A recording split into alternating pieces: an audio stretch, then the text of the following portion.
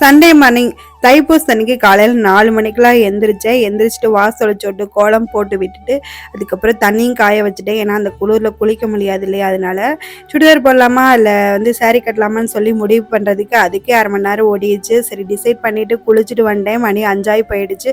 அதுக்கப்புறம் அவசர அவசரமாக தான் பொங்கல்லாம் ரெடி பண்ணிக்கிட்டதே சாமிக்கு படைக்கிறதுக்கு. முருகனுக்கு அபிஷேகம் பண்ணலான்னு சொல்லிட்டு சந்தன அபிஷேகம், பால் அபிஷேகம், திருநீர் அபிஷேகம் பண்ணலான்னு சொல்லி எல்லாம் ரெடி பண்ணி வச்சுட்டேன். பொங்கலும் சூப்பராக ரெடி ஆயிடுச்சு. சஷ்டி பாட்டு கேட்டுக்கிட்டே அப்படியே எல்லா பூஜைகளும் பண்ணிட்டு இருக்கும்போது ஃபர்ஸ்ட் பாலாபிஷேகம் தான் பண்ணிட்டு இருந்தேன். பாலாபிஷேகம் பண்ணும்போது எனக்குள்ள அந்த முருகன் மேல பாலை ஊற்றும்போது எனக்குள்ள ஒரு இனம் புரியாத ஒரு வைப்பு. அது என்ன வைப்புன்னு எனக்கே சொல்ல தெரியல. அந்த அளவுக்கு முருகன் எனக்கு பண்ணிவிட்டாங்க. எனக்கு சத்தியமா சொல்றேன், எனக்கு முருகன் எனக்கு கூட இருப்பாரு, துணை நிற்பாரு அப்படின்னு சொல்லி நான் நம்பிக்கை இருக்கு எனக்கு. ஏன்னா அந்த அளவுக்கு எனக்குள்ள ஒரு ஒரு உணர்ச்சி ஏற்பட்டுச்சு.